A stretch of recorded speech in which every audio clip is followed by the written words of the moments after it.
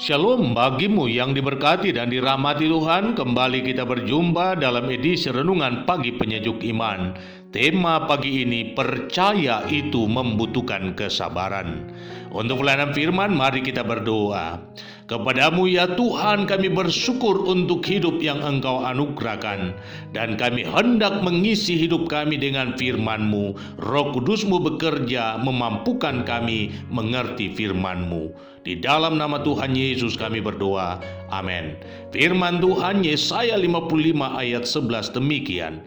Firman-Ku yang keluar dari mulutku, ia tidak akan kembali kepadaku dengan sia-sia, tetapi ia akan melaksanakan apa yang ku kehendaki dan akan berhasil dalam apa yang kusuruhkan kepadanya.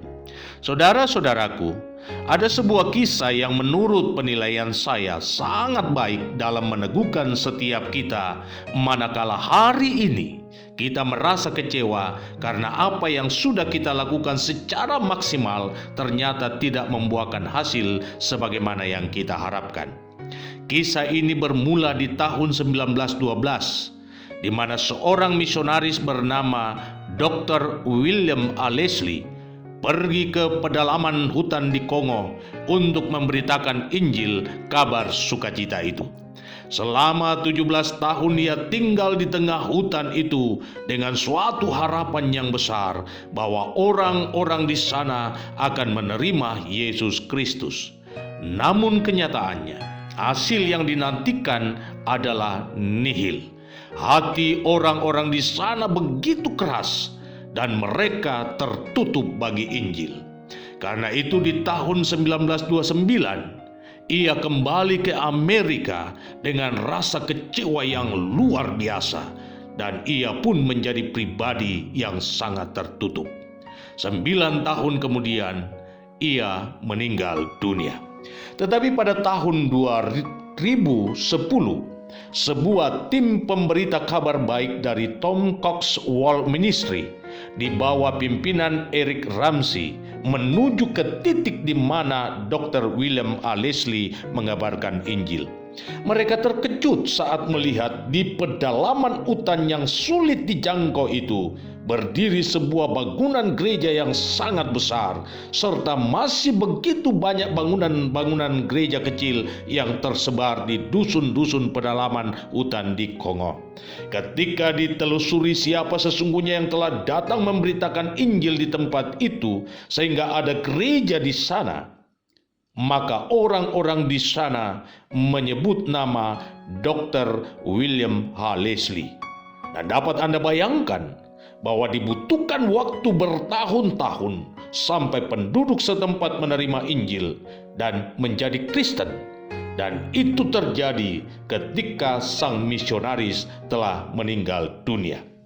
Firman Tuhan hari ini hendak menegaskan kepada kita bahwa sekali Tuhan berfirman, maka firman itu tidak akan kembali dengan percuma tanpa membawa hasil. Dan Anda dapat bayangkan bahwa firman Tuhan yang disampaikan oleh Nabi Yesaya disampaikan dalam kondisi hidup bangsa yang sudah sangat terpuruk. Nabi Yehezkiel misalnya menggambarkan kondisi bangsa itu seperti tulang-tulang kering yang berserakan di lembah, Yehezkiel pasal 37. Karena itu, wajar jika Nabi Yesaya hendak meyakinkan bangsa itu bahwa ketika Tuhan berfirman tentang masa depan yang akan dialami oleh bangsa Israel jauh lebih indah dari masa-masa kejayaan di waktu lampau, maka hal itu harus disambut dengan kata amin.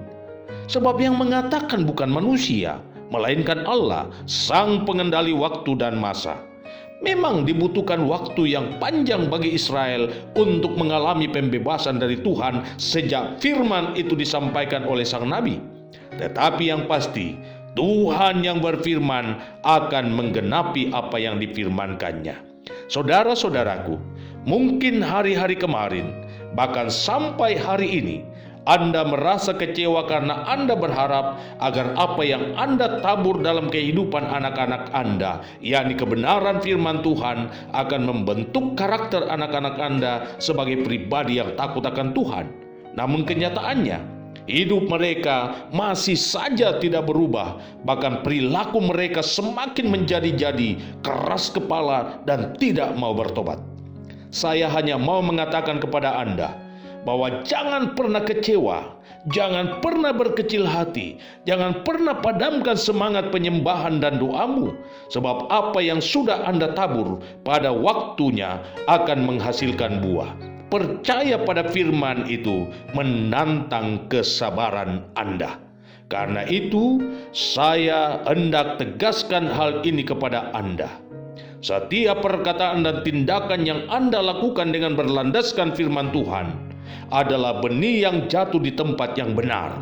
Dan percayalah bahwa suatu kali kelak, sesuai dengan waktu Tuhan, hal itu akan menghasilkan buah berlipat kali ganda. Sabar, itu yang Tuhan tuntut darimu. Selamat memaknai kehidupan imanmu. Tuhan Yesus memberkati.